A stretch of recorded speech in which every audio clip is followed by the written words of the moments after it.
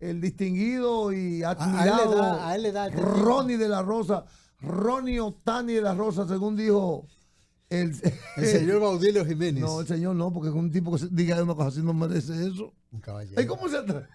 ¿Y cómo se atreve? Ronnie, qué problema. Qué difícil. ¿Y cómo Baudilio se atrevió? Mira, en el Y que Ronnie Otani. No, en el momento y que porque él te dio un honrón. Él lo dio. Pero abajo una matemática. Ah, entonces el otro sí tiene mérito. Y él Una huevita que le tiraron. Pero eso ahí. Mira, Eso entre cerveza. Lo más difícil es darle un jorrón a una huevita. Si viene rápido, sale más Este fácil. es un grupo de juega mal, no acá. Cónchale. Pero ¿cómo se atreve ese hombre a eso? Bueno, pues ya, ahora sí lo voy a coger en serio. Tú tienes Porque envidia porque Ronnie, eso lo hizo no en famoso a él. soborno, en el análisis internacional, ahí sí me merece respeto y cariño Pero di que en y sobor. admiración. Pero en sobor, con una pequeña, pone la pequeña ahí y va a batear. No, pero, No, yo no Tirando tomo. huevita. Yo no tomo alcohol, yo no tomo alcohol. Él no toma alcohol. Yo no tomo. Es lo que toma el whisky. No, ¿qué pasa? Ronnie, buenos días, ¿qué tal? ¿Cómo Buenos estás? días. Pero me Buenos dicen días. que hay una llamada de Galvez. Ah, primero. sí, Galvez primero. Ah, Galvez ¿Tenemos primero. Galvez? Ujú. Sí.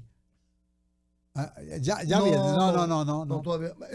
Ronnie, los temas de este día, vamos a aprovechar este tiempecito, 8:27. Buen día, no, sí, Buenos días. ya se ha hecho costumbre salir fuera de mi horario, pero aquí estamos. Una hora después, pero aquí estamos como siempre, aquí Oye, y es del verdad, cañón.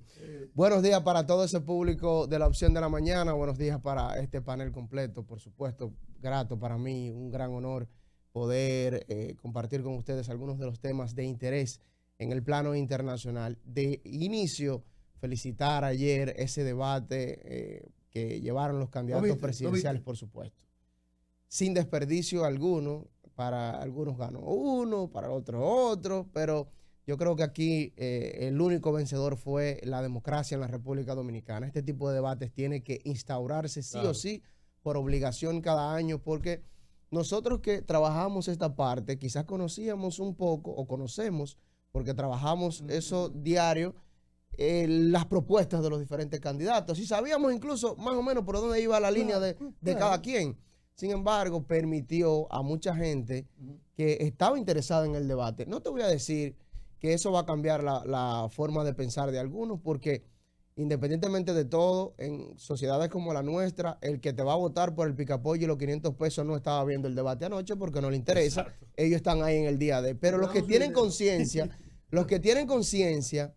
que quizás no sabían por quién definirse, pero mira, fulano tiene una propuesta que va en la línea que a mí me interesa. Entonces, es muy bueno, qué bueno que haya sido así. Y este para mí será el inicio de lo que sucedió en los Estados Unidos con el debate entre Nixon y Kennedy, que abrió una brecha para que se instaurara y cada 4 años tuviéramos debate. No importa que usted sea presidente, que usted esté arriba en las encuestas, no importa, si usted no tiene nada que temer, usted puede participar.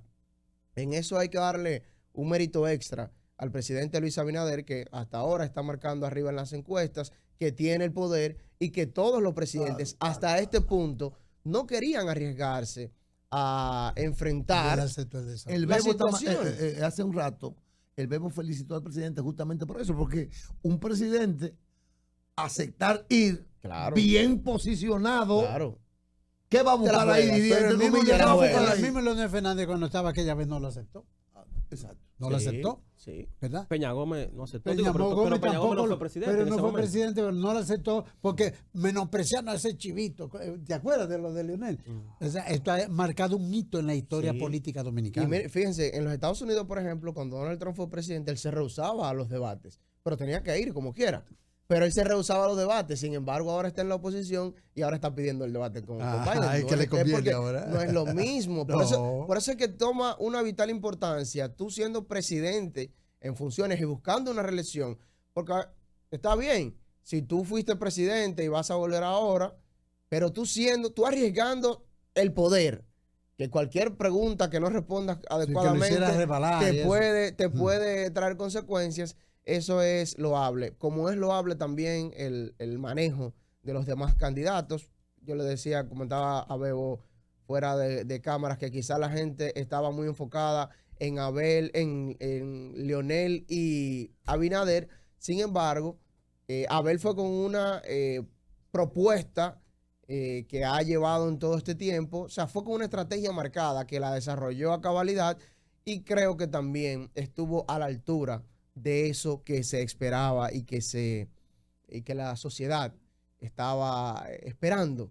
Creo que fueron 3 debates muy interesantes, 3 días de debates muy interesantes y qué bueno para la democracia en la República Dominicana y que esto siga funcionando. Bien, ahora sí, entrando al plano internacional y a propósito de democracia fortalecida, en el caso de la República Dominicana, no es lo mismo en Perú, luego de que ahora un nuevo escándalo está afectando a la presidenta Dina Boluarte.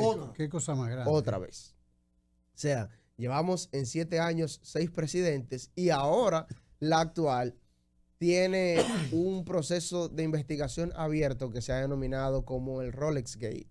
Esto porque ella ha salido en algunos videos con unos relojes Rolex sumamente costosos en momentos en que Perú está viviendo niveles de desigualdad bastante marcados. Esto ha explotado y ha iniciado por parte de la Fiscalía una investigación. Ella se ha defendido diciendo que eso es de un amigo y que ya se lo devolvió. Ahora, permíteme, perdóname, hermano Ronnie, pero Bebo, que un presidente de la República, una presidenta en este caso, tenga un Rolex, a mí, personalmente, tú me perdonas, hermano, a mí me parece que es una nimiedad. Eso me parece intrascendente. Sí. A mí me parece intrascendente. O sea, a un presidente, ¿qué Rolex? Pero a un presidente le puede regalar 100 Rolex. Sí, claro. Como para desestabilizar una sociedad, como que por un Rolex. Pero que ella tenga el Rolex que ella quiera. El problema aquí no es el Rolex, el problema es Perú. Que mintió. No, el problema es Perú. El problema con Perú es que están buscando cada pretexto para desestabilizar los gobiernos y sacarlos cuando ya no le responden a ese parlamento que es que tiene el poder. Porque al final, ¿qué es lo que ha sucedido? ¿Tú no crees que es un poder? En Perú, ¿qué es lo que pasa? ¿Por qué se da eso? Sencillo. No será un poder excesivo que tiene el parlamento que a nadie le gusta.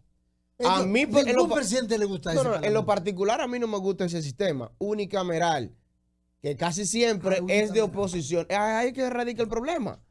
Unicameral y tiene la potestad de 24 horas volar en la cabeza a cualquier presidente y lo ha hecho en los últimos 7 años. A mí no me gusta ese sistema. No, no para nada funcional. Vamos a poner en peligro la estabilidad. Aquí lo han planteado. En tu opinión, ¿eso contribuye o daña a la democracia? No, la ha dañado y a eso es que voy.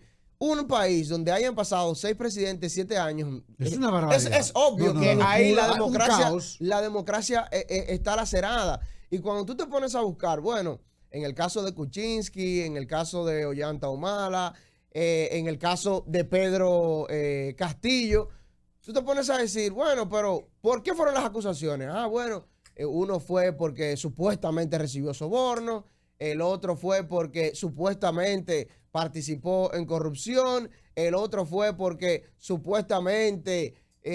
supuestamente. No se ha comprobado. Digo supuestamente porque esos son las motivaciones que llevaron esas mociones de censura que terminaron con esos gobiernos. Entonces tú tienes un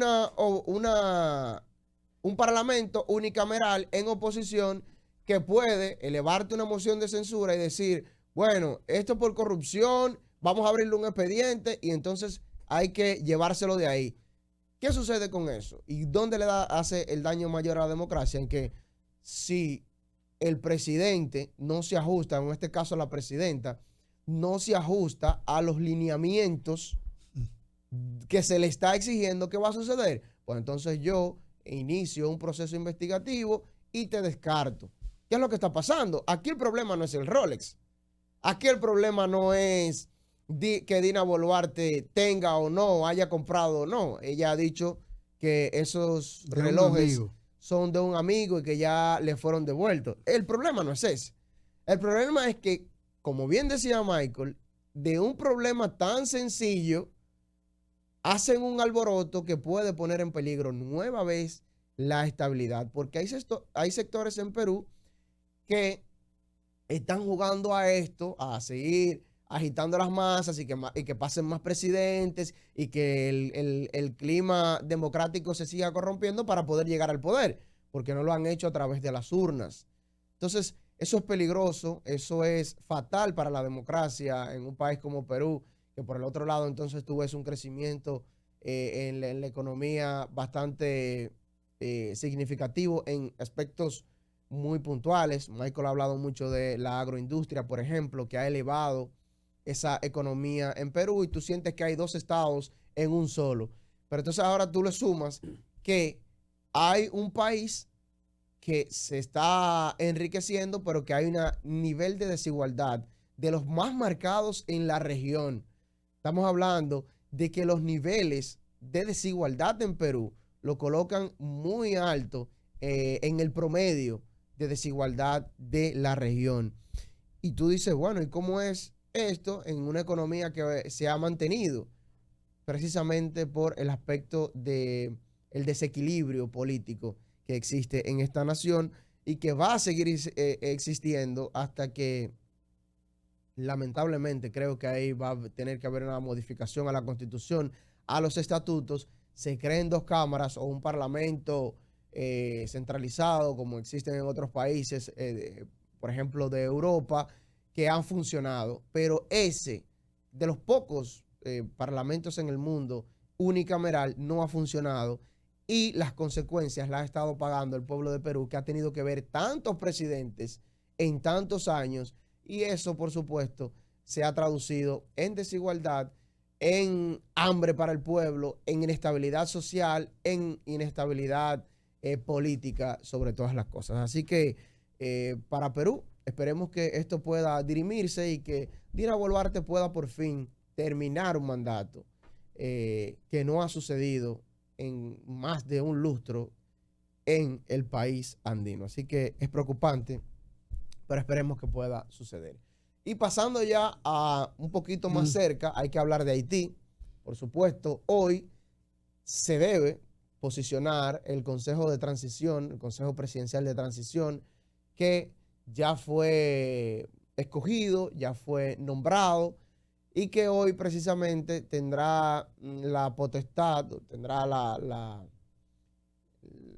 deberá ya sentarse de manera definitiva, escoger una cabeza y comenzar ya el proceso político con una cabeza definida, que no la tienen desde el asesinato del magnicidio de Jovenel Moïse en julio del 2021, y que lleva prácticamente casi 2 meses acéfalo, porque el primer ministro Ariel Henry renunció y se ha mantenido básicamente bajo la tutela del ministro de Economía, pero ya con este gobierno de transición se podrá actuar por decreto, porque recuerden que el Parlamento está disuelto hace ya más de 4 años. O sea, aquí todos los pasos que vaya a tomar este gobierno de transición tendrá que ser por decreto. No hay un Parlamento que pueda avalar estas medidas. Pero ¿de quién va? Ahí viene, yo tenía una pregunta aquí, la anoté para hacértela. Dice que el gobierno de Haití instalará el consejo, un decreto del gobierno. ¿Pero de cuál gobierno? ¿Qué es lo que está gobernando Haití? No, lo que pasa es porque que hablan del gobierno de Haití. Sí, no, porque lo que pasa es que independientemente... Mire qué es lo que sucede. Independientemente de la crisis que esté viviendo Haití, Haití tenía un gobierno. Pero interino. ¿quién encabezaba ese gobierno? El ministro de Economía estaba firmando los decretos luego de la salida de Ariel Henry. Hasta la salida de Ariel Henry era la cabeza de un gobierno que funcionaba precisamente por decreto, porque no tenía un parlamento. En el papel, él era la cabeza del poder ejecutivo en Haití. Luego, entonces, quedó de manera interina, porque recuérdense que hay un ciclo que se debe respetar. Por ejemplo, ante la ausencia de un presidente está el vicepresidente. Ante la ausencia, por lo menos en la República Dominicana, la ausencia del vicepresidente está el presidente de la Suprema Corte de Justicia, y así va bajando de categoría. Recuérdense que en Haití, primero, hubo el asesinato de un presidente, la muerte del vicepresidente durante la pandemia, quedó el primer ministro de manera interina, y entonces al él renunciar, dimitir, los gobiernos no pueden quedarse solos. Por más inestabilidad que haya, un país no queda acéfalo por completo. Entonces, los decretos los firmaba el ministro de Economía. Pero además, recuérdense que al cesar Ariel Henry, como quiera, él tenía que dar el visto bueno para que se instaurara eso, porque al final del día, él fue la última cabeza con poder de decisión en Haití.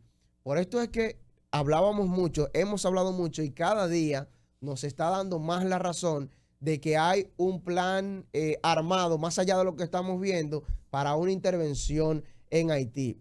Ariel Henry sigue en Puerto Rico, pero se le presionó, porque él en algún momento no estaba de acuerdo con firmar ese decreto de transición. No quería dejar el año. No lo quería. No.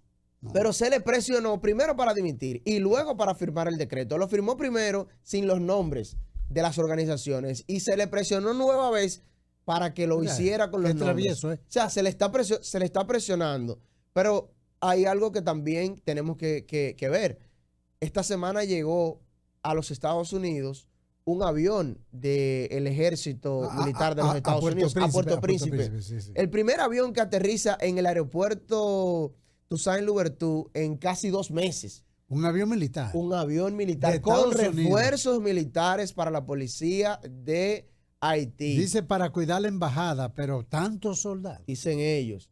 Esto, el gobierno de los Estados Unidos no ha desmentido esto, pero tampoco lo ha confirmado porque ha sido una información que salió publicada en el Miami Herald. Yo vi el video, del claro, avión y el bajando avión. y los soldados bajando del Sí. avión. No, de que el avión aterrizó sí, pero lo que no han confirmado es que se trate de una misión militar, de una incursión militar. No, porque ellos aclararon, y estoy metiendo la cuchara, que era para reforzar la seguridad de la embajada para que se mantenga operativa. Sí, pero recuérdense que ya ellos habían reforzado también con unos Marines que llegaron que hace son los unos que meses. tradicionalmente cuidan las embajadas. Por eso le estoy diciendo que hay un plan de primero. ¿Será verdad eso?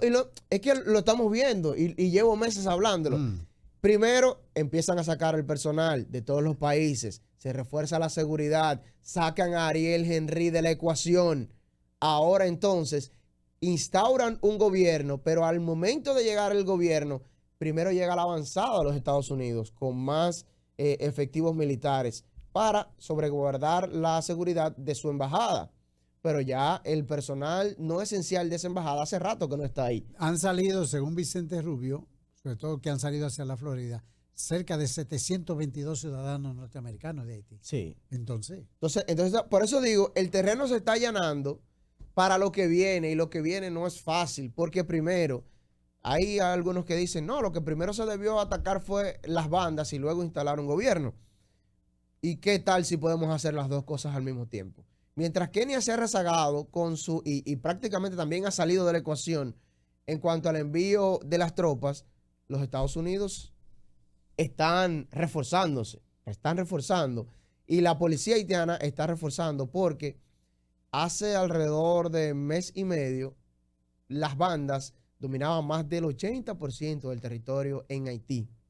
sobre todo en el área metropolitana. Que es Haití prácticamente es el área metropolitana. Quien ha sobrevolado Haití se da cuenta que el mayor cúmulo existe de dos Haití, el Haití de Puerto Príncipe y el resto que es montaña. Asentamientos muy puntuales en zonas muy aledañas. Por ejemplo, yo fui a Jeremí, fui a Lecay. En la península de Tiburón. Y eso ya, exactamente, eso es ya en el extremo. Eso vendría siendo el Punta Cana de Ese es ellos. casi otro Haití. Sí, eso es en el extremo. Pero cuando tú lo sobrevuelas, tú ves que hay mucho terreno virgen y que casi todo se concentra en Puerto Príncipe. Una megalópolis. Es algo bestial. Entonces, un mega caos. Claro, entonces, cuando tú hablas que las bandas controlan el 80% de la capital, tú estás hablando que están controlando más de la mitad del territorio completo de Haití en manera de poblacional, me refiero. Entonces, lo primero que hay que hacer es atacar esas bandas. Entonces, tenemos, por un lado, estas incursiones militares que están trabajando en el reforzamiento, pero también con la instauración de un gobierno que hoy se espera hoy a las 4:30, 5 de la tarde más o menos, ya se haga de manera formal la instauración de ese gobierno. Entonces tú tendrás dos frentes. Tendrás el frente gubernamental que deberá convocar a unas elecciones lo más pronto posible. Se habla para el 2026 pudiera ya estar... Para febrero del 2026. Del 2026 se pudiera estar llevando a las elecciones, pero también tienes la incursión militar que tiene el deber, la obligación de devolver la tranquilidad social, porque aquí Haití tiene muchas aristas. Primero el político, pero también está el humanitario, pero también está el de la inseguridad, el de la violencia, y todos esos tienen que resolverse. ¿Tú no crees? El tema, no sé si terminaste ahí con la parte de Haití, porque me gustaría saber tu A mí me parecer gustaría preguntarle algo sobre el Haití. tema de Donald Trump. Concuerdo. Terminamos con Haití, después caemos con Donald Terminemos Trump. con Haití. El planteamiento es el siguiente. Ese movimiento, que obviamente será una decisión de Joe Biden, Sí. tendrá que ver primero con la presión que se le ha sometido a Estados Unidos de que no ha hecho nada por Haití, que nada más es bla, bla, bla, bla, bla, bla, y que no hacía nada. Y también con el proceso electoral de Estados Unidos de que Biden haya tomado la decisión de aumentar la presencia norteamericana en No, la isla. aquí lo que está sucediendo con los Estados Unidos es que están recibiendo la presión de los inmigrantes que están solicitando Que no lo asilo quieren, y que que están no lo yendo quieren. allá. Entonces ellos están sintiendo la presión y se están viendo en la obligación de tener que buscar una salida. Y recuérdense que lo hemos hablado mucho. No lo están haciendo porque ellos estén de acuerdo con ayudar a Haití. A ellos no les importa Haití. La comunidad internacional ha demostrado que no le importa Haití. Pero ya cuando empieza a afectarme mis intereses, pues entonces yo necesariamente tengo que hacer algo. Y lo están haciendo, como decíamos en programas anteriores, no de una manera directa, sino de una manera por detrás, que no se vea sutil. Vamos a ponerle un nombre. Una manera sutil, que no se vea que vamos a entrar vamos a matar a las bandas, porque independientemente de todo, hay acuerdos internacionales, hay tratados de paz, hay derechos universales que en una guerra contra las bandas se van a ver violentadas y que va a salpicar a la administración de cualquier administración de los Estados Unidos, y no se puede dar el lujo en un proceso electoral de cargar, como diríamos un buen dominicano, con ese muerto. Mira, Dale, Bebo. entonces, Gracias. caso Donald Trump, que creo que tiene una audiencia, no sé si hoy. En esta semana, Sí, ya ha sí, tenido, sí. desde la semana De pasada. la semana pasada, ha tenido. pero ¿qué es lo que tienen está bajo presión, pasando sí. con si tiene o no inmunidad? Que eso es lo que como que se está debatiendo. Me gustaría saber tu No, parecer sobre eso. Tú sabes que la defensa se va a valer de todos los mecanismos para poder sacarlo del proceso. Lo cierto es que él tiene 4 procesos abiertos por acusaciones criminales o penales. Ujú. Porque recuérdense que todas las acusaciones previas habían sido por temas civil.